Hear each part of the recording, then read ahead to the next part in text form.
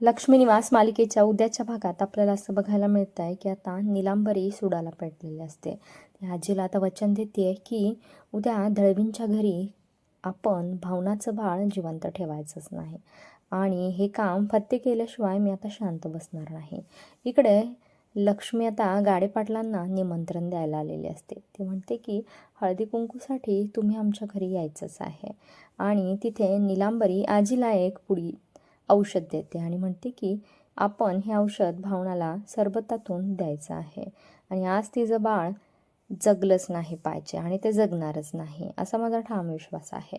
आता नीलांबरीचा हा प्लॅन कोण हाणून पाडणार आणि लक्ष्मीच आता नीलांबरीला हे सगळं कांड करताना रंगेहात पकडणार आहे.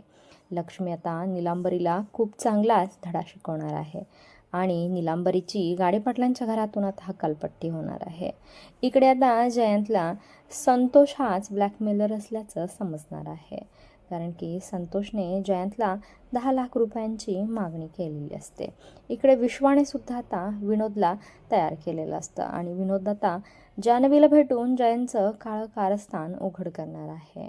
काय आता जान्हवी जयंतच्या प्रेमात पडायचं थांबेल का आणि तिचं आणि जयंतचं लग्न थांबेल का हे पाहणं सुद्धा खूप रंजक ठरणार आहे.